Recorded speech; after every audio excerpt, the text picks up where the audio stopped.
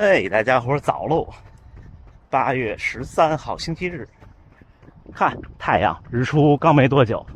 今天太阳是发红色的，可能是因为早。今天跑一个小课表，自己跑，就是怎么说呢？之前分享过，1周1次可能相对少，但是呢，加到2次大课又不行，所以就自己加半课。今天的目是4个1500，中间间隔2分钟的慢跑。1500按什么速度呢？不会全力冲，就按马拉松配速。就是我现在的想法就是加半节课。所谓半节课就是这样，不要特大强度，但是呢又不要纯慢跑就行了。今天聊点什么呢？早上起来看评论，有小伙伴刚开始跑步，描述的各种东西都特别的真实。今天跟大家聊聊这个，给大家打打气，说点正面的。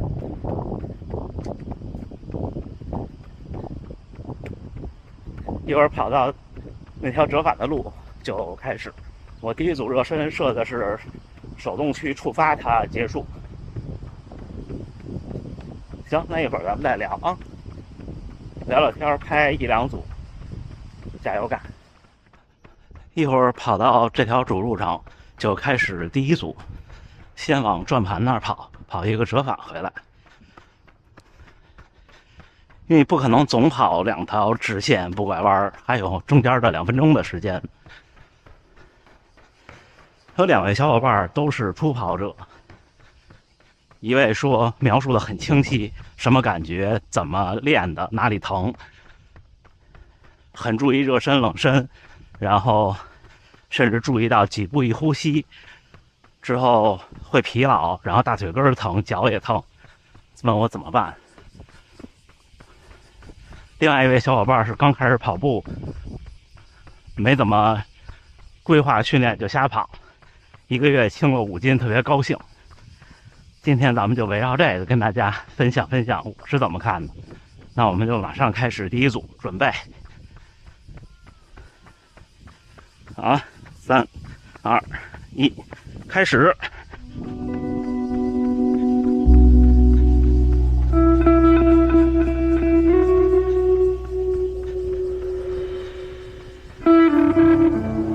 差不多就这个速度，不努力不再加，要学会控制马拉松配速。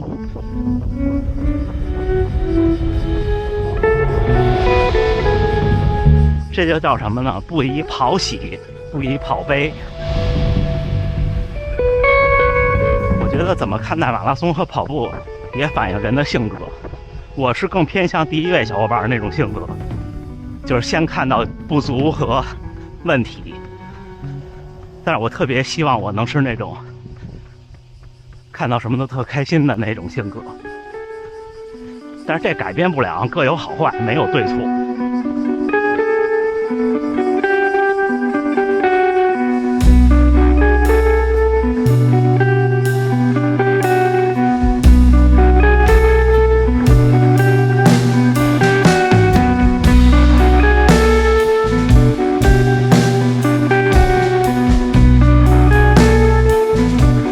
差不多这个速度就合适，因为毕竟是晨跑，晨跑其实还要比晚上要慢一些，在同一个体感下。上周3老哥晚上的那个训练，一个3公里，一个1公里，平均配速都是3分38。那已经是早晨训练过一次，上了1天班之后了。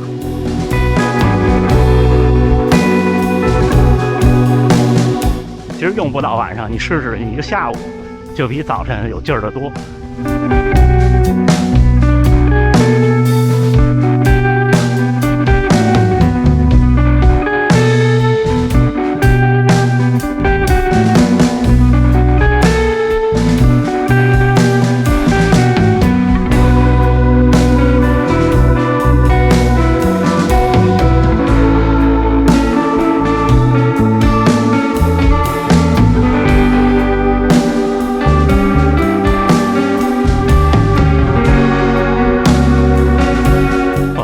问今天是不是在训练呀？好多人在前面那儿，都是熟悉的面孔。但是我就不停了，打个招呼。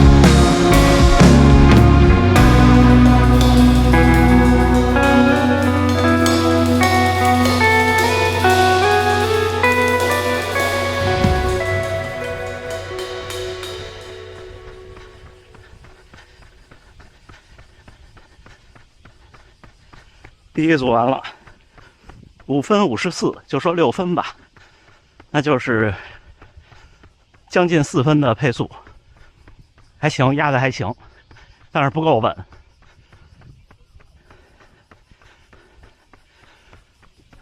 今天说的话少一点，因为这两个话题呢，我就这两个话题，咱们说重点，我认为的重点。我觉得这事儿您也可以反过来看。你刚开始跑步，身体有各种反应，说明你需要跑步，因为一切的反应都是不适应和能力达不到造成的，绝大多数时候是能力达不到。刚开始跑步的小伙伴，那位小伙伴特别轻不沉的，这种就更是你平常身体没有运动的习惯，你也没有运动过。你刚一开始跑步呢，你所有的地方都是适应了走路和久坐或者是躺着，对吧？无论有的小伙伴心肺反应大，还是身体的肌肉反应大，亦或是关节韧带反应大，它都是不适应。看待这种不适应乐观一些，因为它给你发出了信号，说明你现在选择开始运动是对的。只不过呢，我的建议是可以把这些不适应控制在可控范围内，就是你不能硬干，激进不要冒进，就永远让他有一点难受，但是还能继续，这个状态特别好。还有10几秒了，那这样啊，中间2组我不拍了，最后一组咱们完了再聊。第3组刚刚跑完，最后一组正好，我们从这头跑到那头，还是有点累的。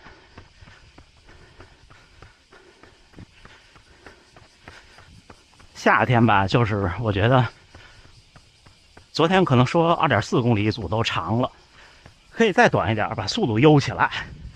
因为夏天第一是不容易受伤，第二是就算受伤恢复得快。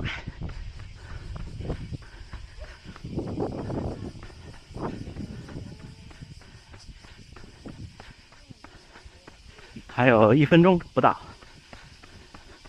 刚才第2组是5分53，第3组没看。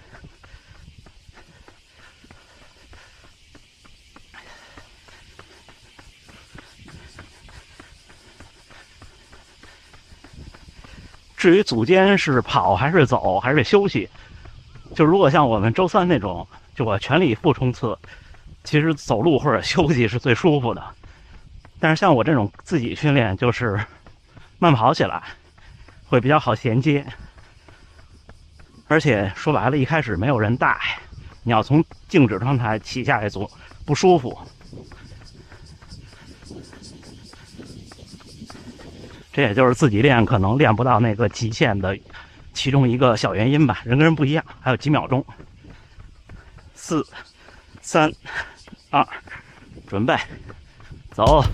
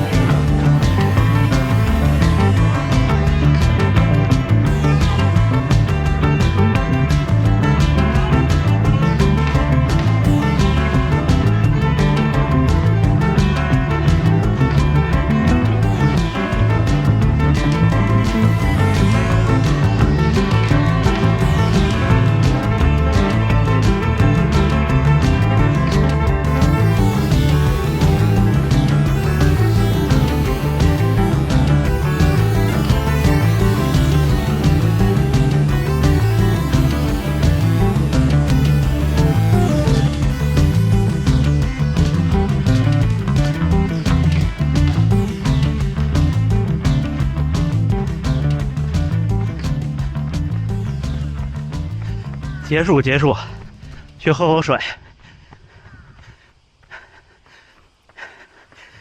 应该是最后一组最快，这个特别讨厌。就我抬手，你看我现在抬，上一组那数据就消失了，只能回家看。它应该在一个角落写一下，但是应该是比前面几组快。最后一组我几乎没有控制，因为我设的上限低，这个运动是110%，说功率啊。之后最后一组手表一直在耳机告诉我让我慢一些。第一组是完全没有，第二组有几次，第三组多一点，第四组一直在说。帽檐在身后在滴汗，滴到小腿上，在你小腿抬起的时候，然后日出的太阳。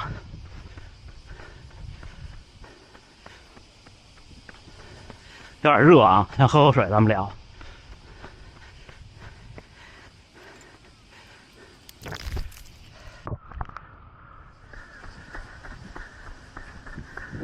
为什么说初跑者特容易慌张？就是因为每个人其实身体状态不一样。你10几年、20几年，大部分可能30年左右形成的肌肉习惯，还有您的哪里强哪里弱，每个人都不一样。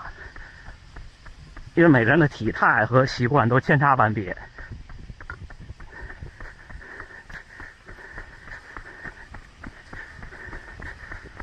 之后呢，普通人离开学校告别体育课之后，基本上就很少有运动疼痛了。如果您平常不运动，这也是大部分人的常态。目前，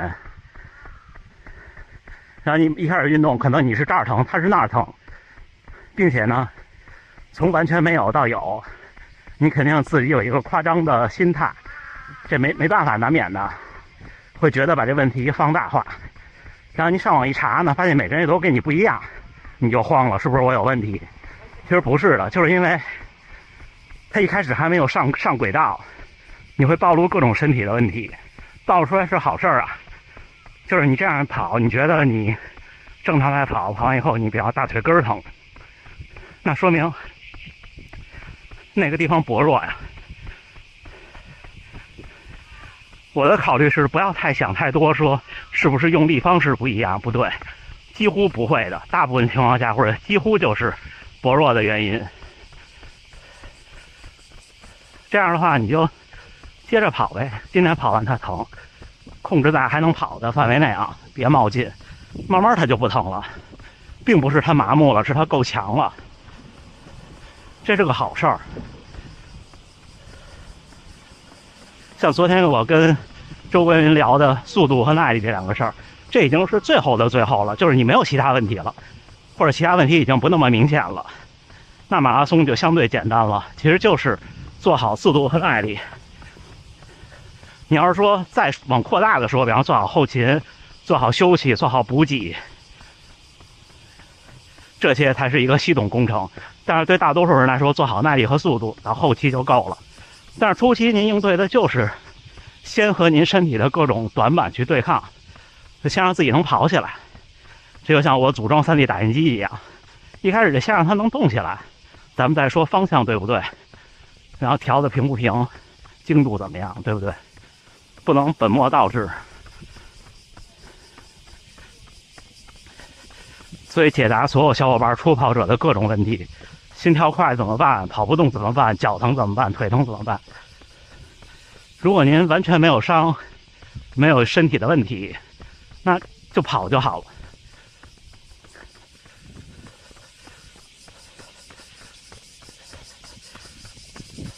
是否需要专项的训练？我觉得一开始不需要。当然，如果您有健身房训练的习惯，那另当别论。但是坦白讲，您如果有这个健身房训练的习惯，您可能会比很多刚一开始跑步的人承受的痛苦要少一些。但是我相信这个情况将来会越来越少，因为伴随着经济的发展，人类生活的条件的进步，运动会慢慢成为生命中的一个部分，就不会再出现像我那个时候30岁、29岁开始跑步，在29岁之前到学校毕业之后，就从来没有运动过，那肯定不行啊。你要说偶尔出去打一次球、玩一次那种不算啊，规律的。